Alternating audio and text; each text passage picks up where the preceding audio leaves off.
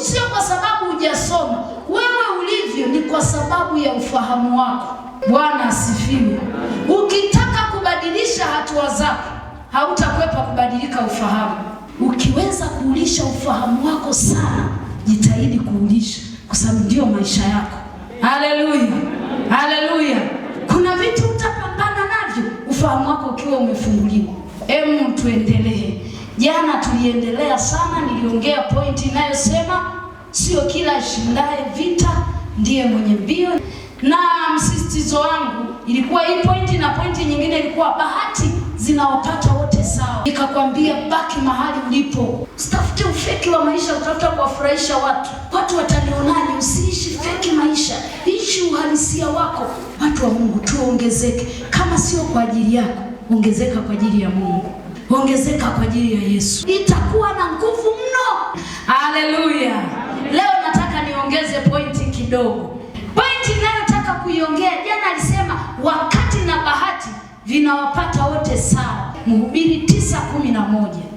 Nikarudi na kuona chini ya jua ya kwamba si wenye washindao katika mchezo, wala si walio hodari washindao vitani, wala si wenye hekima wapatao chakula, wala si watu wa ufahamu wapatao mali, wala wenye ustadi wapatao upendeleo, lakini wakati wa bahati huwapata wote.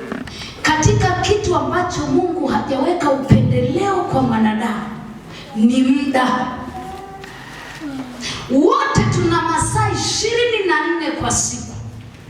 Kinachotutofautisha watu wa Mungu duniani, licha ya kwamba tunaweza tukawa wote waombaji, wote tukasikiliza semina namna hii, lakini ukija kututafuta mwakani tukatofautiana matokeo, kitakachotutofautisha kimojawapo ni namna tutakapokuwa tunautumia muda wetu, au namna utakapokuwa unayatumia masaa 24 ambayo Mungu amekupa kwa siku. Bwana asifiwe. Shetani akiona hawezi kukuzuia kwenye maombi, hawezi kuzuia kufunga, hawezi kuzuia nini, anaanza kupigana na wewe vita ya akili. Na Biblia imefika mahali inatuambia kuweni na akili kama nyoka. Maana yake nyoka ana akili kuliko watoto wa Mungu. Bwana asifiwe. Kwa nini? Sasa hivi ukishika simu yako unaweza ukasahau hata kula. Ni kweli sio kweli? Na moyo unafurahi. Lakini nikuulize swali, huo ubizi ulionao kwenye simu unakuingizia nini kwenye poketi yako kama sio kukutolea hela? Bwana asifiwe. Ningekuwa nakufundisha, kuna kipindi nilishare na mitandao yangu ya kijamii namna unavyoweza kuilinda fedha yako. Nikasema angalia kwa siku, piga tathmini, ni hela ngapi unazotoa na hela ngapi unazoingiza. Nikamwambia ukiamka asubuhi au mlo wa mchana, ukitaka kula mlo wa mchana, kama umeamua kula ugali labda na samaki, unga unanunua, maji utalipia bili, sijui msusa utanunua, karanga utanunua, sijui ni kila kitu wewe unatoa. Tukija kukuuliza wewe unaingiza nini, hauna. Nina mwisho wa mwezi mtumishi, nimefanya kazi jinga 3,000, maana saongesha haijakuacha salama. Bwana asifiwe. Haleluya. Muda wako unavyoutumia ndio unaokubadilishia hatua yako. Hata kwenye kanuni za uchumi tunasema masaa unayotumia kufanya kazi ndicho kiwango cha hela yako inayokufuata. Hiyo ni asili, that is the nature. Mungu sio dhalimu. Ndio maana anasema apandacho mtu ndicho atakachovuna. Haleluya. Unautumiaje muda ambao Mungu anakupa? Anakuambia wote tunapewa masaa sawa. Muda wako toka unaamka mpaka unaenda kulala ni ujinga tu unaujaza kichwani. Alafu unategemea mambo makubwa yaje yatokee kwako. Hayupo Mungu wa kiwango hicho kumtumia mpumbavu wa namna hiyo. Wewe leo uko hapa binti yangu, unaelekea na kuzeeka tu, unasema basi hivi au rais, mimi nitaolewa na waziri. Waziri yaje kubadilisha maisha yako hata siku moja. Mabinti zangu sikieni. Sasa hivi hujaolewa, huyo jamaa anaoga, anakula, anavaa. Kwa hiyo ukianza kwenda amefanya hayo mambo kabla yako. Kuwepo na kitu unachoenda kuongeza ili ifike mahali. Mithali 31 anasema mabinti za wengi wamefanya mema, bali wewe umewazidi wote. Kabla ya hiyo kauli kaanzia mstari wa 10. Anasema huamka mapema kabla jua halijachomoka, kuliona shamba akalinunua kwa mapato yake. Hebu soma hiyo Mithali. Wale mawake za mawaziri tuwaambie. Kuna Mithali 31 kuanzia mstari wa 10. Na wamama wanaoandaa watoto wao wake za mawaziri, sikiliza hapo. Mke mwema ni nani awezaye kumwona? Yes. Maana kima chake chapita kima cha marijani. Moyo wa mumewe humwamini, wala hatakosa kupata mapato. Humtendea mema wala si mabaya, siku zote za maisha yake. Hutafuta sufu na kitani, hufanya kazi yake ya mikono kwa moyo. Afanana na merikebu za biashara, huleta chakula chake kutoka mbali.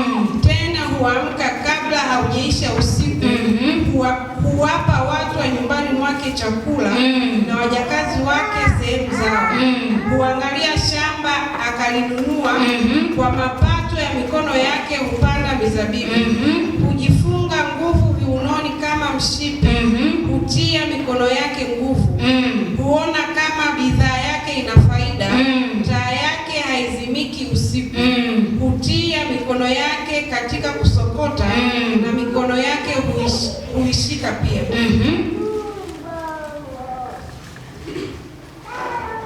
Huwakunjulia maskini mikono yake, naam, huwaonyesha wahitaji mikono yake. Hawahofii theluji watu wa nyumbani mwake, maana wote wa nyumbani mwake huvikwa nguo nyekundu. Hujifanyia mazulia ya urembo, mavazi yake ni kitani safi na urujuani. Mume wake hujulikana malangoni, aketipo pamoja na wazee wa nchi. Hufanya nguo za kitani na kuziuza, huwapa wafanyabiashara mishipi. Nguvu na hadhi ndiyo mavazi yake, anaucheka wakati ujao. Hufungua kinywa chake kwa hekima, na sheria ya wema hii katika ulimi wake. Huangalia sana njia za watu wa nyumbani mwake, wala hali chakula cha uvivu. Wanawe huondoka na kumwita heri, mumewe naye humsifu na kusema, binti za watu wamefanya mema, lakini wewe umewapita wote. Hapo kwanza weka nukta. Mmemwona huyo mke mwema wa waziri huyo? Ni mke wa waziri. Tena nikifundisha kiuchungu, umeona kazi alizonazo huyu dada. Amesema anasokota, anaweka vitambaa na fuma. Amesema hujitengenezea mazulia ya urembo. Umeelewa? Anasema uliona shamba na kulinunua. Hiyo kazi ya ngapi? Ya 3. Kuna siku nilikuwa natafakari kama kazi 4 hivi 5 huyu mama anazifanya peke yake. Bwana asifiwe. Watu wanasema, "Bwana, mume wangu ananikatalia kufanya biashara." Sawa. Hivi huyo mume anakataka kufuga kuku nyumbani, hata kupanda mchicha nyumbani kwako huyo baba anakataa. Ngoja niwaambie watu wa Mungu, muda uliopewa ndio unaokuamulia hatima yako. Utumie kwa akili sana. Ukiona kuna saa limepita hujafanya kitu, ujue umeshaitafuna hatima yako. Tutasoma kwenye Yoeli, anasema miaka iliyoliwa na nzige na magumagu. Maana yake wakati ile miaka ni wakati, si hivyo? Wakati unaliwa. Unaliwaje? Ni unapofanya mambo ambayo hayatakiwi uyafanye kwa wakati huo. Kibibilia huo muda unaliwa. Jifunze kwa wenzio. Tumia huo muda kujifunza. Ukiona watu wa Mungu hajakuinua mahali, hiyo ndio fursa yako ya kujifunza. Amen. Wakati mwingine ukiinuliwa unakosa muda wa kujifunza, kwa sababu watu wanaanza kujifunza kutoka kwako. Bwana asifiwe. Wekeza muda wako kama ndoto zako kuwa mtumishi. Hebu anza kujifunza. Jifunze, soma vitabu. Jamani, kuna siku nikasoma kitabu cha mtumishi wa Mungu mmoja, kimeandikwa misingi 10 inayotumika kutengeneza watu wa Mungu.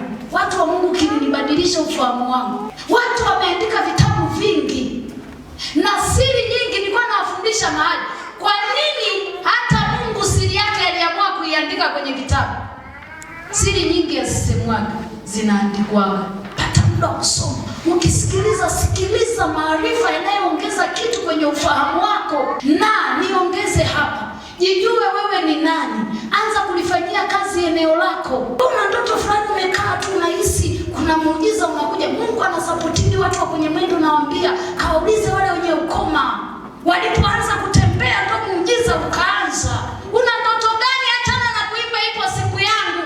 Anza kufanya, anza kuakti. Naambianga mabinti, tukikuombea unataka kuolewa, sio ndio ukaanze unafunga kavu tamu, ukitoka umekonda, upake hata poda.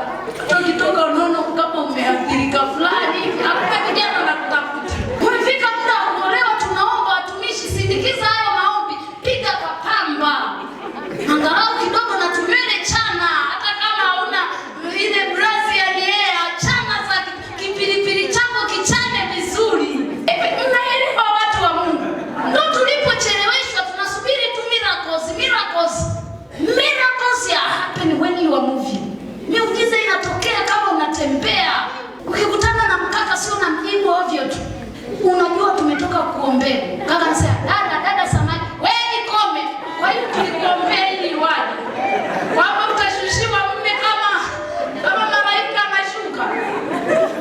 Anza kusikiliza. Naambianga watu, ukiwa mahali kazini unaona kuna wakaka hawajaoa mahali, uwe mstaarabu. Kama unavaga vimini, anza kuacha, kwa sababu watu wa Mungu, hata kama baba ni mlevi namna gani, hataki mke awe mlevi.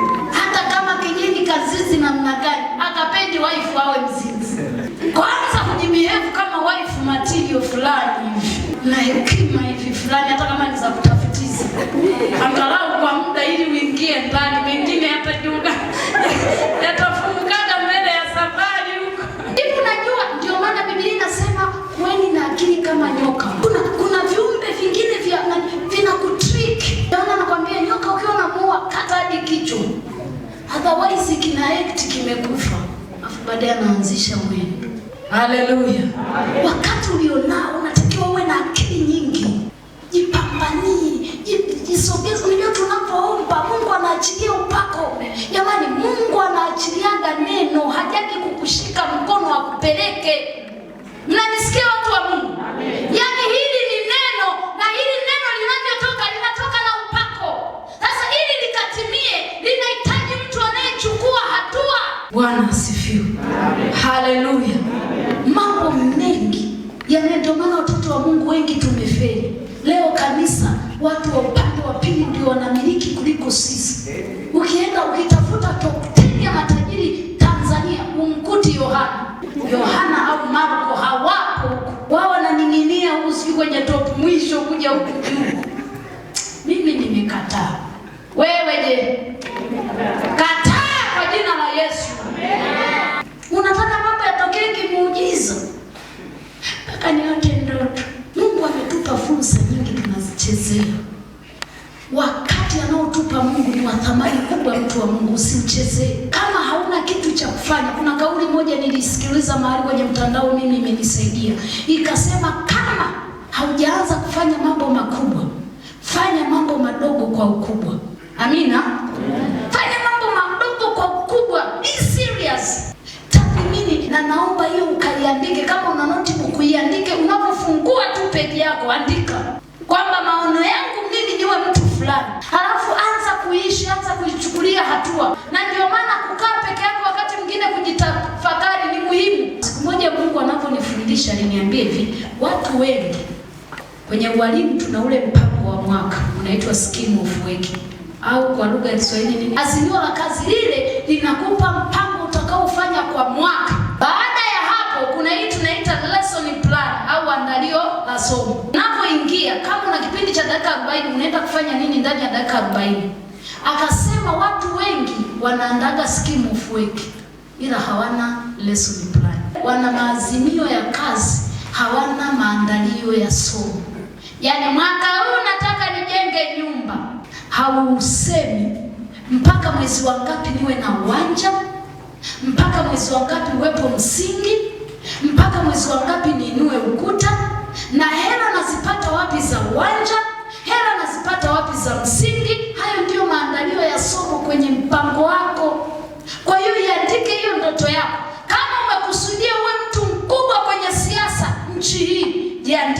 nataka kuwa rais wa nchi hii. Aanza kuandika andalio la somo, nafikaje hapa? Nimesikia cha kwanza inabidi niwe na kadi. Kaipate, lipia miaka 5 mbele, ile za kiwango kuonekana mkereketwa. Jamani, Biblia inasema jitahidi kujionyesha kwamba umekubaliwa na Mungu, mtenda kazi. Mungu mwenyewe ameruhusu kujionyesha. Maana yake unavyojionyesha ndivyo Mungu anavyoachilia upako kwenye hilo eneo. Maana yake ndiyo imani. Bwana asifiwe. Anza kujua sasa natoboaje. Cha kwanza niwe muongeaji kidogo. Unaanza kutafuta connection.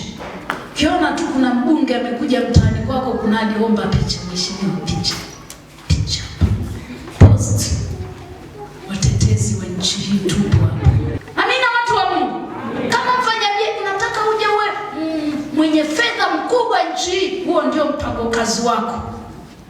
Unaanza kuvunja nafikiaje? Nataka niwe na mtaji labda wa bilioni 2 baada ya miaka 20. Nazifikishaje bilioni 2? Unaanza leo, naanza kulima bustani. Nikiwa nauza kwa siku 2000. Buku nitakula, buku nitaweka. Kwa mwezi nitapata 30. Jamani, nyumba ilianza fundi kuweka tofali moja chini. Amina. Alivyoweka moja, akaongeza la pili, akaongeza la tatu. Kama ni mawe, alianza na jiwe la kwanza, yakaenda baadaye. Unaona mkamiliko wa hii nyumba ilikuwa linawekwa jiwe moja moja. Usiogope kuanza kuuza mchicha huku unaweka. Jamani, hakuna atakayekuletea mtaji wa bure, hayupo. Hakuna anayekupenda kama unavyofikiri, mtu wa Mungu. Anza mdogo mdogo. Haleluya. Haleluya. Kila mahali kauandike mpango kazi, naandika kwa akili. Ukiwa una notebook yako uandike. Mkifika nyumbani uandike. Unajua kadri unavyokuona sana ndivyo unavyokukumbusha kuwajibika. Ndio maana Biblia inasema pasipo maono watu wacha kujizuia. Unaishi kiholela, Brazil ni hea kwa sababu hujui unakoenda. Bwana asifiwe. Unautumiaje wakati wako, mtu wa Mungu? Ukisoma Yoeli 2 mstari wa 25 anasema nani nitawarudishia hiyo miaka iliyoliwa na nzige. Kumbe miaka inaliwa. Uwe na ufahamu mwingi, mtu wa Mungu. Usipoteze muda wako. Shosti asipotezee muda. Nimekwambia katika jambo ambalo shetani anapigana nalo sana ni kuwapotezea watu muda. Cha kwanza, kwa rika ya vijana atakukipu bize na mitandao ya kipumbavu. Ukipona hapo anakuletea mahusiano. Yaani usiku badala ya kuota unakamilishaje hayo maono? Unamuota wewe. Haujui hiyo ndio shetani anakula muda wako. Amina, anaondokaga. Unaweza ukampata Asha akawa beautiful kuliko Amina. Una struggle na mahusiano. Unalea tu mahusiano. Unalea kama chako. Bwana asifiwe. Kama vyako ni vyako tu, mtu wa Mungu. Usijitoe sadaka mpaka ukajilipua. Binti anafua. Unafua uchumba. Thamani yako inapungua. Hivyo naelewa bidhaa dini ndio inayotafutwa mtaani. Wanaume wameumbwa kufukuzia. The chasing spirit. Hujaiona binti anayesumbua ndo mwanaume halali. Wewe umejifulisha mno, wewe ndio maana umeachwa na wachumba sana. Hiyo ni asili. Jamani, kama wakaka wako hapa wataniunga mkono. Bidhaa adimu ndio inayotafutwa mtaani. Naambiaga watu jitengeneze uwe adimu wewe. Sio kila mtu anaweza kukuaccess. Bwana asifiwe. Jamani, usisahau point yetu ilikuwa kutumia wakati tulionao. Na watu wa Mungu, hata kuoa na kuolewa kuna wakati, kuna majira binti unaitwa kila kona. Hayo majira usilinge shosti ukapitiliza. Yanapitaka. Na kipindi utapaka poda we. Makeup itapakwa mpaka kisogoni, hakuna neyo. Unanielewa? Majira ya Mungu alivyo design. Kuna majira ya kuolewa, watu wa Mungu, hahitaji ufunge. Hahitaji uombe nani wa kwako. Naambiaga watu, jamani, ndoa ni kweli tunaishi kiroho, lakini na kimwili kupo. Naambiaga kijana, kama hujapenda mtu kwa macho ya nyama, usioe. Tiketi ya kwanza Biblia inasema enyi waume wapendeni wake zenu. Unaona, ukiangalia ngoma kama macho huyaelewi hivi. Miguu matege fulani huyaelewi. Nasema tu neno la Bwana limesema. Neno aliendi kuishi peke yake kule, na wewe unaenda kuishi. Cheza na majira vizuri, cheza na wakati vizuri. Binti, wakati ukiona kutafuta na ukiona huna kizuizi, olewa. Kijana, huna kizuizi, oa. Siku hizi tuna mabachela sugu ndani ya kanisa na watu hawajui. Ngoja niwaambie wanangu wengine ambao hawajui kwa nini Mungu ametupeleka huko, labda kuna jambo. Ukioa, msidanganye kwamba mwanamke anakuja kuzuia maendeleo yako. Ukipata mke, asante mama Aparishweka ananiambia, Biblia inasema apataye mke apata kitu chema, naye ajipatia kibali kwa nani? Ukimpata wa kwako, spidi ya maendeleo mtakayokuwa nayo haitafananishwa. Watu wa Mungu, asidanganye mtu. Akija hamna chakula, wote mtapambana. Uzuri wake akujue mnapoanza, kumwambie baba hapa tunaanza. Na niwaambie mabinti zangu, ukimpata mtu mnayeanza naye sifuri, furahi mno. Sikwambii kaolewe, usiolewe na matajiri, ila ina heshima yake. Heshima tafuteni wote. Mimi naona ina raha wewe. Haleluya. Haleluya. Nazungumza na nyakati. Na niondoshe hapa kitu pia kwa wanandoa. Shetani ametriki kuwanyang'anya wakati wenu kwa kuleta magomvi yasiyo ya sababu ndani. Kugombana kila siku, kinachotafunwa watu wa Mungu ni wakati. Utajikuta mnafika mahali mlishachelewa. Kwa mujibu wa Biblia, ukiwa mmoja, Biblia ilisema kwa kina Daudi na Sauli. Sauli amefukuza maelfu, Daudi makumi elfu. Unapoongeza mtu wa pili, kuna maongezeko ya makumi. Yaani hakuna ya mimi mwalimu wa hesabu. Hakuna ya moja mara mbili mbili. Mbili mara mbili nne. Kibiblia moja mara mbili mbili. Mbili mara mbili 500. Yaani haina kanuni, vinaji amplify, vinajiongeza. Kwa magomvi yasiyo ya sababu yaache. Jamani, kuna magomvi mengine yasiyo ya sababu. Nawaambia mimi mwanandoa mwenzenu, magomvi mengine watu wa Mungu ukijicheki sio ya lazima. Mnanielewa watu wa Mungu? Makwazo mengine mnapopambana, hivi unajua ukilala umekasirika, hata Mungu akuletei maono ya maisha yako. Hata mawazo hayakai mazuri ya kesho yako. Umetoka kwenye familia isiyo na jina, unataka ufe hamna jina. Umetoka kwenye familia ya kimaskini, unataka ufe maskini. Umetoka kwenye familia za kudharauliwa, na wewe unataka ufe unadharauliwa. I'm so telling you that. Hallelujah. Visivyo vya sababu watu wa Mungu tuachane navyo. Hamjawekwa hapo ili mgombane tu. Mmewekwa mjenge vitu duniani. Wengi hawaelewi kinachopambaniwa hapo ni muda wenu. Utafumwe uliwe. Ukiliwa mnafika mwisho, hauna ulichokifanya. Ndio maana nakwambia shetani anaanza kutupiga kwa akili. Akiona amekushindwa kuzuia kwenye maombi, atakubana kupotezea muda. Muda ambao itakiwa mkae mpange. Mwaka huu tufanye nini? Tupanue nyumba yetu, tuongeze shamba. Muda wote ndani duniani, tutajadiliana sana.